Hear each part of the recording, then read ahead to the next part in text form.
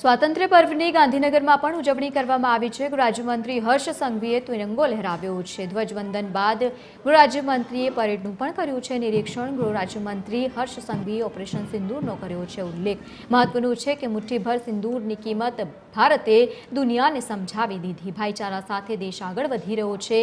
પહેલગામમાં આતંકવાદીઓએ આતંક ફેલાવ્યો હતો, દુશ્મનને પથ્થરનો જવાબ ઈંટથી આપ્યો છે।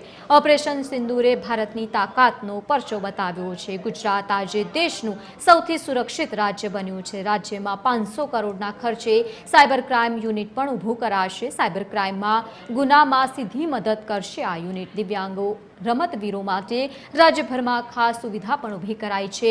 છેલ્લા 2 વર્ષમાં 2905 નવી બસની પણ સુવિધા અપાઈ છે।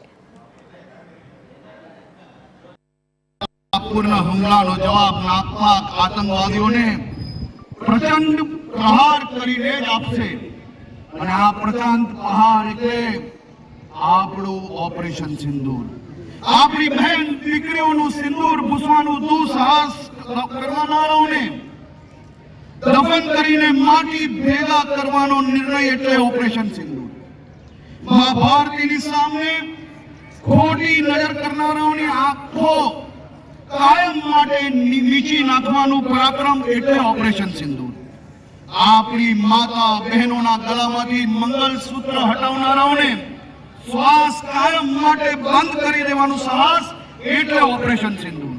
આપણી પરાક્રમી સેના ભારતવાસીઓની રક્ષા માટે સદૈવ સજ્જ છે, તેનો પરચો એટલે ઓપરેશન સિંદૂર। આપણે સૌ જાણીએ છીએ કે જે પ્રકારે દુનિયાભરના સૌ દેશો સાયબર ક્રાઇમની ચેલેન્જો અનુભવી રહ્યા છે અને તેમાં જ ભારત દેશમાં ગુજરાત એ પહેલું એવું રાજ્ય બનવા જઈ રહ્યું છે કે જેમાં જે પ્રકારે એનએફએસયુ છે, જે પ્રકારે એફએસએલ છે, એ જ પ્રકારે